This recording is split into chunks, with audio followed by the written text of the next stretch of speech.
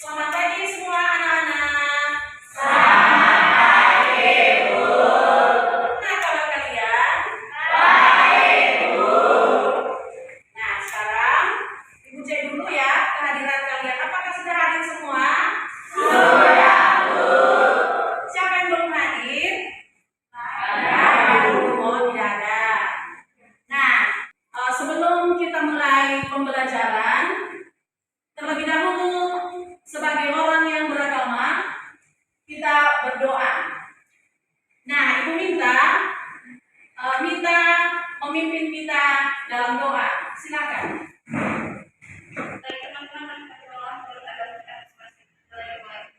Tuhan Allah kami yang ada di dalam kerajaan surga, sampai kesukaan Bapa yang dalam dari rumah yang sampai ke sekolah ini kami di Bapak dan sebentar lagi kami Bapak akan memulaikan belajar kami perkenalan perkenalan dan sekarang menjadi soal-soal yang datang. Hanya ini dalam nama Yesus dan mengenal perkenalan Yesus. Amin. Nah, itu tujuan kita berdoa supaya kita selalu mengingat Tuhan di dalam setiap aktivitas.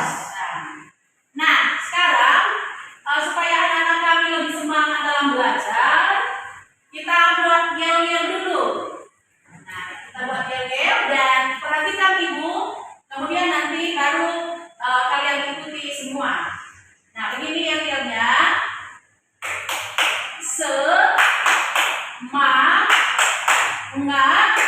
Semangat.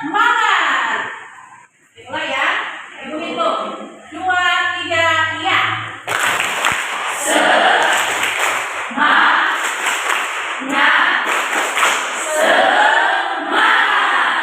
Ya, mudah-mudahan anak-anak kami lebih semangat dalam menerima pembelajaran pada pagi hari ini. Nah, yang menjadi tujuan pembelajaran kita hari ini adalah diharapkan anak-anak kami mampu mengidentifikasi unsur intrinsik cerpen dan mampu mengidentifikasi unsur ekstrinsik cerpen dan mampu menyimpulkan unsur ekstrinsik dan intrinsik yang terdapat di dalam cerpen. Nah, Ibu akan bertanya kepada anak-anak kami, sudah pernahkah membaca cerpen? Sudah, Bu. Nah, kalau sudah pernah membaca cerpen, menurut kalian cerpen itu apa? Ayo, siapa yang bisa? Ewin, silakan Ewin. Cerpen adalah salah satu jenis prosa dan isinya ceritanya bukan kejadian nyata dan hanya dibuat-buat. Oke. Ya, terima kasih buat Ewin. Tepuk tangan buat teman kalian. Nah, untuk lebih memperdalam pemahaman kalian tentang apa itu cerpen, mari kita lihat pada slide berikut. Nah, pada slide ini dikatakan di sana, cerpen adalah karya fiksi berupa kisah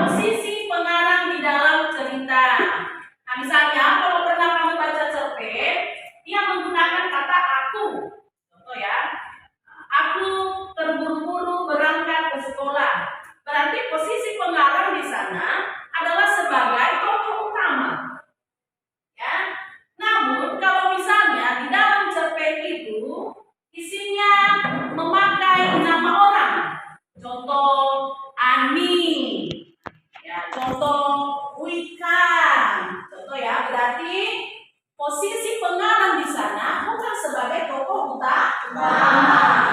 Ya, bisa dipahami? Bisa, Bu. Nah, kemudian yang terakhir adalah Amanat. Siapa yang tahu apa itu amanat? Ya, silakan. Amanat pesan moral yang terkandung dalam cerpen di samping penulis kepada pembaca. Ya, terima kasih tepuk tangan. Nah, amanat itu adalah pesan moral. Jadi kalau kita membaca cerpen, jangan hanya sebatas kita membaca saja. Sama seperti kalau kita menonton film, ya kan? Jangan hanya sebatas menonton, tapi apakah pesan moral yang disampaikan oleh penulis kepada kita sebagai pembaca. Jadi yang diambilnya adalah yang baiknya, jangan yang buruknya. Itu namanya pesan moral, ya. Nah, dari penjelasan Ibu dulu, adakah yang bertanya atau yang kurang paham? Nah, untuk lebih memperdalam pengetahuan anak-anak kami, kita simpulkan dulu contoh cerpen, ya, apa saja yang menjadi unsur intrinsik dan ekstrinsiknya. Perhatikan pada halaman 79 yang ada pada buku paket tentang anak rajin dan pohon pengetahuan. Nah, menurut kalian apa yang menjadi tema dari cerpen tersebut? Siapa yang bisa? Ayo. Nah, silakan. Ilmu pengetahuan, bagus. Tepuk tangan buat kalian. Jadi, karena yang dibahas di sana adalah tentang ilmu pengetahuan, maka temanya adalah ilmu pengetahuan. Di mana tokoh Mogu itu dia senang sekali, ya, terus belajar dan semakin memperdalam ilmu pengetahuannya, sehingga dimanapun dia berada, dia berguna bagi masyarakat. Nah, secara alur, menurut kalian apa alur yang dipakai di dalam cerita itu? Ada yang bisa? Nah, coba Putri. Oh, alur maju. Buktinya di dalam cerita? Karena dalam cerpen ini menceritakan tokoh Mogu dari kecil yang susah hingga ia dewasa dan menjadi seorang raja. Ya, terima kasih, tepuk tangan buat. Jadi alur maju ya. Nah, alur maju menceritakan di dalam cerpen itu kisah hidup Mogu yang dari kecil sejak umur 7 tahun, yang hidupnya susah sampai ia dewasa dan berhasil menjadi raja. Nah, sekarang yang menjadi latar dalam cerpen ini. Nah, latar tempatnya di mana? Di hutan. Bagus, di hutan. Di mana lagi? Di desa. Di desa. Di mana lagi? Di kota. Di kota. Nah, yang menjadi latar waktunya kapan? Malam hari. Pada malam Hari. Kemudian yang menjadi latar suasana Terharu. terharu. Kita terharu, hidupnya Mogu begitu semangat orangnya. Ya, sekalipun dia hanya sendiri, ya, tetapi tidak menjadi penghalang buat dia untuk terus melangkah semakin maju. Nah, sekarang tokoh. Menurut kalian siapa-siapa saja tokoh yang terlibat di dalam cerita itu? Siapa lagi? Siapa lagi? Raja. Bagus, raja. Nah, tokoh Mogu di sini bagaimana sifatnya? Rajin. Dia rajin ya? Apa lagi? Suka menolong. Ya, suka menolong. Ada lagi? Ya, rendah hati. Nah, buktinya nanti di dalam cerpen itu dia rajin, itu kerjanya mencari kayu bakar.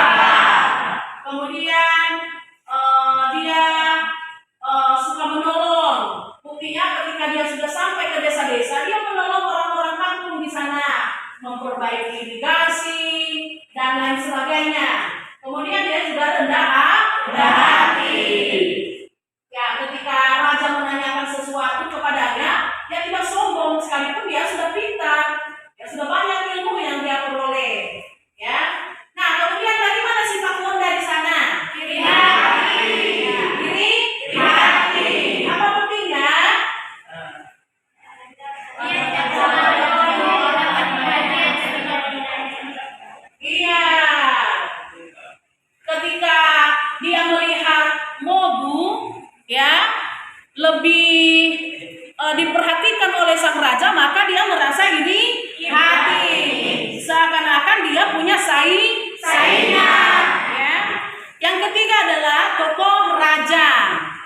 Nah, tokoh raja di sini bagaimana? Bijaksana.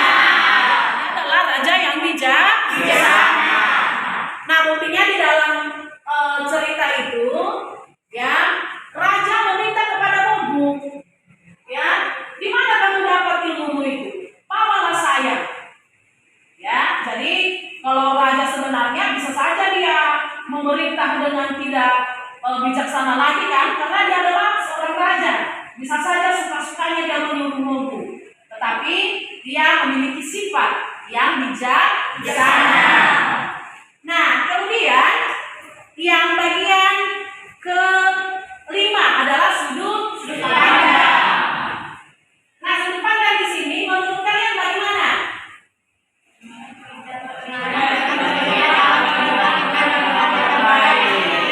Ya, pengarang tidak terlibat di dalam cerita sebagai tokoh utama karena penulis di sini atau pengarang menggunakan nama orang lain. Yang terakhir adalah amanat.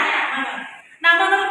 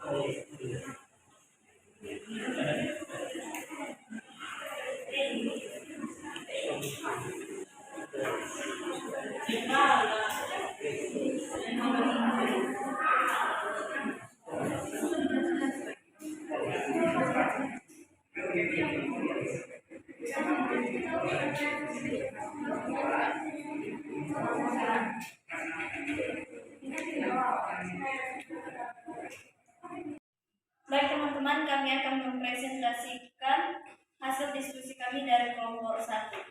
Unsur intrinsik. 1. Tema. Tema adalah kerja keras. 2. Alur. Alur yang digunakan dalam cerpen ini adalah alur wajib karena menceritakan tokoh aku dari awal ketika masih duduk di bangku SMA hingga sukses menjadi seorang dokter. 3. Latar. Latar tempat yaitu rumah sakit, dan sekolah. 2. Latar waktu yaitu tengah malam. 3. Latar suasana yaitu mengharukan. 4. Tokoh dan penokohan. 1. Tokoh aku memiliki sifat baik, suka menolong, bekerja keras, dan memiliki semangat yang tinggi. 2. Tokoh ibu memiliki sifat yang baik, yang terus memotivasi anaknya untuk tetap optimis. 3. Tokoh ayah bekerja keras. 5. Sudut pandang adalah dalam cerita ini penulis sebagai tokoh utama di mana ditandai dalam cerita dengan menggunakan kata aku. 6. Amanat adalah jangan takut bermimpi, teruslah berusaha maka mimpimu akan terwujud. Unsur intrinsik. 1. Latar belakang penulis. Penulis menggunakan sudut pandang pertama sehingga dapat diasumsi dari cerpen tersebut memiliki kedekatan penulis dengan cerita tersebut mengenai dirinya sendiri. 2. Latar belakang masyarakat. Penulis menjelaskan dalam cerpen bahwa masyarakat taat pada agamanya, terbukti saling membantu dan menghargai.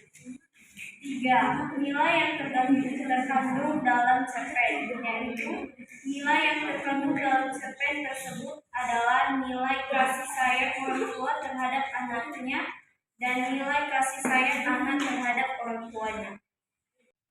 Demikian hasil diskusi kami. Terima kasih. Beri tepuk tangan buat kelompok 1.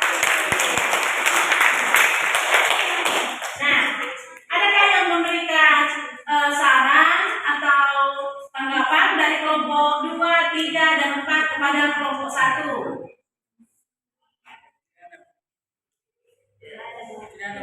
Ya, baik, karena tidak ada pada kelompok 1, kami persilakan untuk duduk kembali.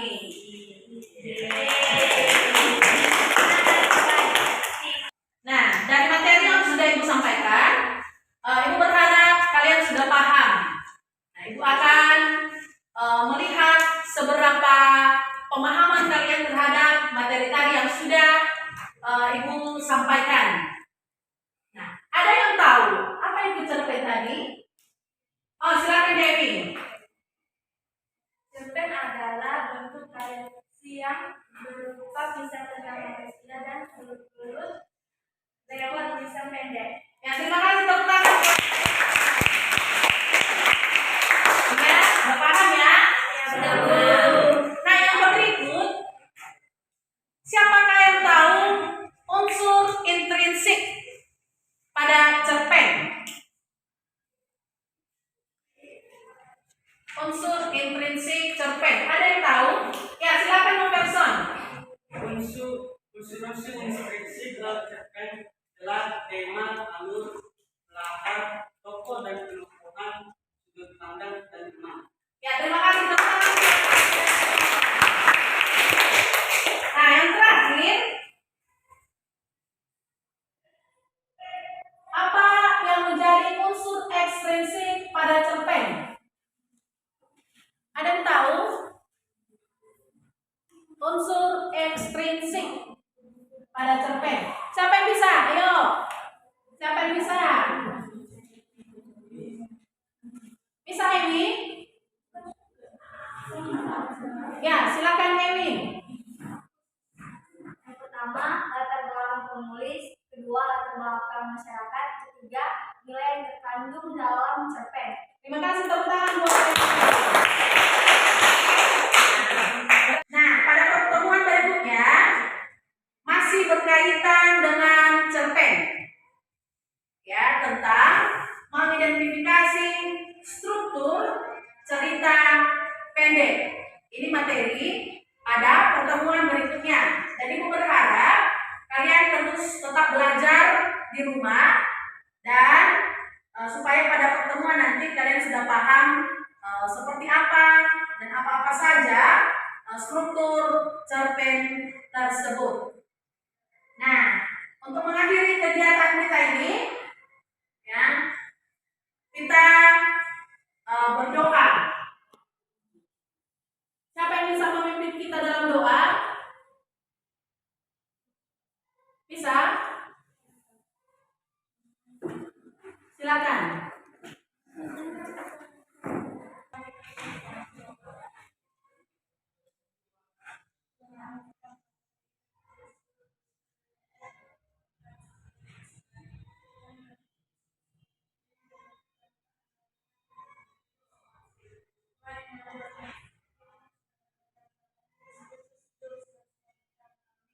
Amin.